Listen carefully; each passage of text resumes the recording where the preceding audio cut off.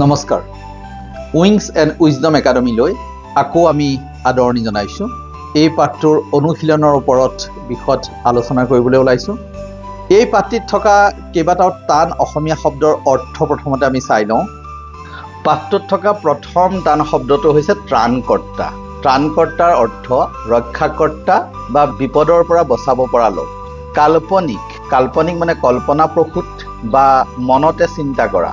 ঐতিহাসিক, ঐতিহাসিক মানে বুৰঞ্জীমূলক বা অতীতত ঘটা ঘটনা। ধৰ্মযাজক, ধৰ্ম প্ৰচাৰ কৰিবলৈ অহা লোক। উৰুকা, উৎসৱৰ আগদিনা। হলৌচোলা, হলৌচোলা মানে জোখতকৈ ডাঙৰ, ভৰিলৈকে ঢাকি ধৰা ঢিলা চোলা। বিশ্বপ, বিশ্বপ হৈছে এখন ঠাইৰ কেইবাটাও গীৰ্জাৰ দায়িত্বত থকা ধৰ্মগুৰু। সমদল, সমদল মানে এঠাইৰ পৰা আন ঠাইলৈ বহু মানুহ একেলগে খোজকাঢ়ি গৈ থকা। দৈত্য দানৱ, মানুহৰ অপকাৰ কৰিব পৰা কাল্পনিক প্ৰাণী। যাজক, ধৰ্মীয় কাম কাজৰ দায়িত্ব লোৱা পুৰোহিত। ধৰ্ম সংস্কাৰক, প্ৰচলিত ধৰ্ম বিশ্বাসলৈ পৰিৱৰ্তন অনা লোক।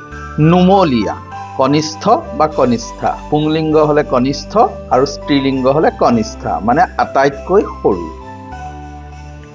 পাঠটোত কেইবাটাও ইংৰাজী শব্দ আছে আৰু সেই শব্দকেইটাৰ অৰ্থ এনেকুৱা। ক্ৰিছমাছ মানে আমাৰ অসমীয়াত বৰদিন। চেইণ্ট মানে সন্ত বা সাধু। বিশ্বপ, বিশ্বপ মানে এখন ঠাইৰ কেইবাটাও গীৰ্জাৰ দায়িত্বত থকা ধৰ্মগুৰু। ক্ৰিছমাছ ইভ মানে বৰদিনৰ উৰুকা। এই পাঠটিত কেইবাখনো দেশৰ নাম উল্লেখ কৰা হৈছে। কিয় সেই দেশকেইখনৰ নাম উল্লেখ কৰা হৈছে আমি সেইটো এবাৰ চাই লওঁ। মুঠতে 5খন দেশৰ নাম লোৱা হৈছে। প্ৰথম গ্ৰেট ব্ৰিটেইন। গ্ৰেট ব্ৰিটেইনত কি হয়? সান্তা ক্লজে ৰঙা হলৌচোলা পিন্ধি বৰদিনৰ আগদিনা আহে। জাৰ্মানী, জাৰ্মানী আমি দুটা কথা মনত ৰাখিব লাগিব।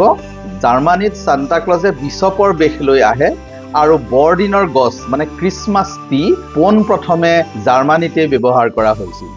ছুইজাৰলেণ্ড, ছুইজাৰলেণ্ডত কি হয়? সমদলৰ শেষত সান্তা ক্লজ আহি ল'ৰা ছোৱালীক দৈত্য দানৱৰ পৰা ৰক্ষা কৰে আৰু উপহাৰ দিয়ে।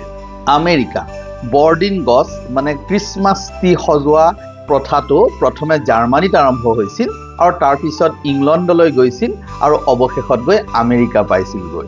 ছুইডেন, বৰদিনৰ 12 দিন আগত মানে 13 ডিচেম্বৰৰ দিনা ছুইডেনত চেইণ্ট লুচিয়াৰ দিন বুলি এটা দিৱস পালন কৰা হয়। সেইদিনা কি হয়? ঘৰৰ আটাইতকৈ সৰু ছোৱালীজনীয়ে ৰাতিপুৱাই মমবাতিৰ এটা মুকুট পিন্ধি লৈ হাতত কেক আৰু কফি লৈ দেউতাকক টোপনিৰ পৰা জগায়।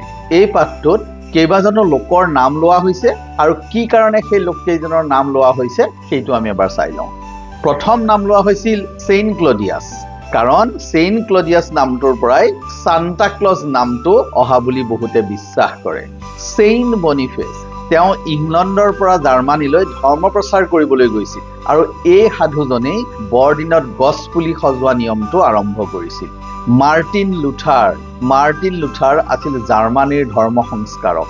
তেখেতে গছৰ ডালত মমবাতি লগোৱা নিয়মটো আৰম্ভ কৰিছিল।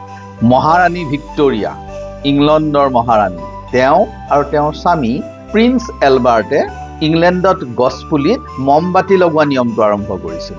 প্ৰিন্স এলবাৰ্ট জাৰ্মানীৰ ৰাজকোঁৱৰ আৰু মহাৰাণী ভিক্টৰিয়াৰ স্বামী, তেওঁলোকে ইংলণ্ডত গছপুলিত মমবাতি লগোৱা নিয়মটো আৰম্ভ কৰিছিল। এতিয়া আমি অনুশীলনীখিনি চাই লওঁ। প্ৰথম প্ৰশ্নটো আছিল ক্ৰিছমাছক বৰদিন বুলি কিয় কোৱা হয়? সেইদিনা মানৱৰ ত্ৰাণকৰ্তা যীশুখ্ৰীষ্টৰ জন্ম হৈছিল বাবে। ক্ৰিছমাছৰ উচ্চাৰণ কেনেকুৱাকৈ কৰা হয়? ক্ৰিছমাছ বুলি উচ্চাৰণ কৰা হয়, খ্ৰীষ্টমাছ বুলি কোৱা নহয়। ক্ৰিছমাছ ত আখৰটো উচ্চাৰণ নহয়। এই দিনটোত কাৰ জন্ম হৈছিল?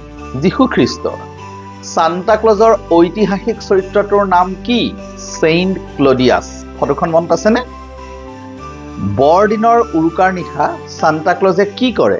শিশুসকলক ৰাতি মনে মনে আহি উপহাৰ দিয়ে। গছ সজোৱা নিয়মটো কোনে ক'ত আৰম্ভ কৰিছিল?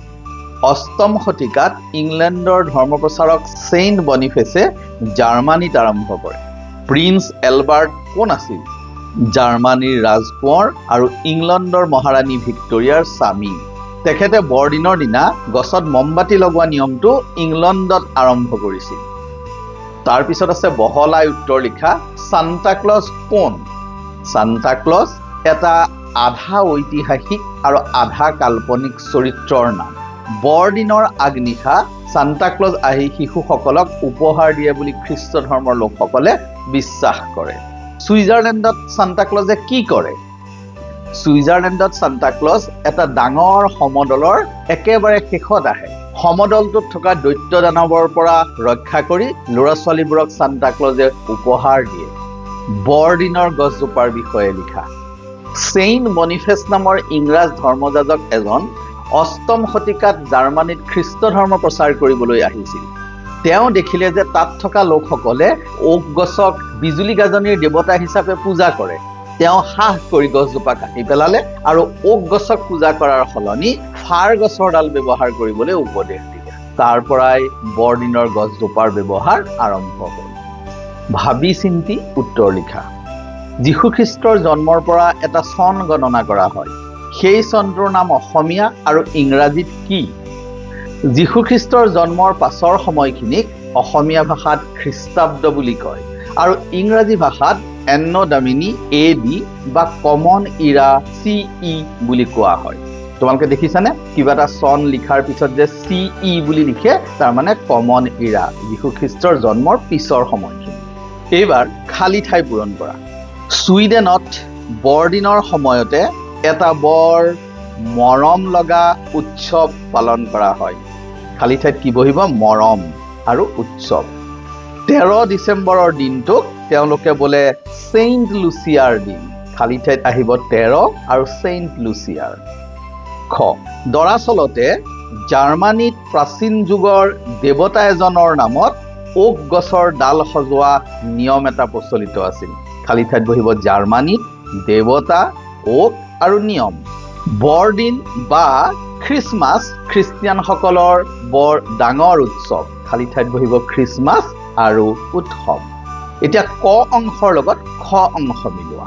ক অংশত প্ৰথমে আছে পিতা খ্ৰীষ্টমাছ। পিতা খ্ৰীষ্টমাছ কি হ'ব পাৰে? আমি খলৈ যাওঁ। জাৰ্মানৰ ধৰ্ম সংস্কাৰক নহয়।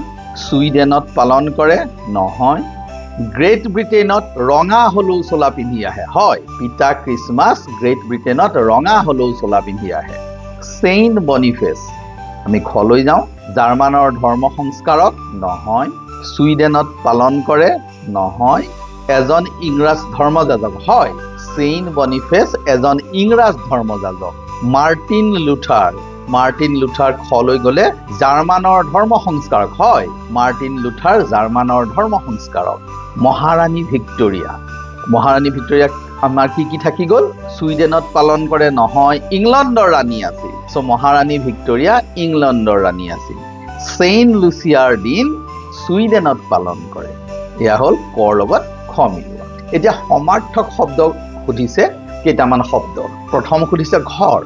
ঘৰ শব্দৰ সমাৰ্থক শব্দ হৈছে আলয়, গৃহ, কুটিৰ বা ভৱন। আমি এই ঘৰৰ সলনি ইয়াৰ যিকোনো এটা শব্দ পৰিস্থিতি সাপেক্ষে ব্যৱহাৰ কৰিব পাৰোঁ। আকাশ, আকাশক কোৱা হয় গগন, অম্বৰ বা নভ। সূৰ্য, সূৰ্যক কোৱা হয় ৰবি, দিবাকৰ বা আদিত্য। চন্দ্ৰ, চন্দ্ৰক কোৱা হয় জোন, শশী, শশধৰ, সুধাকৰ, যিকোনো এটা লিখিব পাৰি পৰিস্থিতি সাপেক্ষে। সাগৰ, সাগৰ মানে সমুদ্ৰ। সিন্ধু, বাৰধি, অৰ্ণৱ, ইয়াৰ যিকোনো এটা লিখিব পাৰি। পানী, পানী মানে জল, নীৰ, অম্বু। নদী, নদী মানে তটিনী, কল্লোলিনী, প্ৰবাহিনী।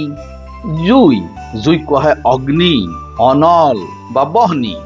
তাৰপিছত তলৰ শব্দকেইটা খালী ঠাইত থকা শব্দকেইটা পদ লিখিবলৈ কৈছে। এই যে বিশেষ্য, বিশেষণ, ক্ৰিয়া, এইবিলাক পদ এইটো লিখিব লাগিব। প্ৰথম শব্দ দিছে উৎসৱ। উৎসৱ মানে পৰ্ব বা পৰব, অৰ্থাৎ এটা নাম, গতিকে এইটো হ'ব বিশেষ্য।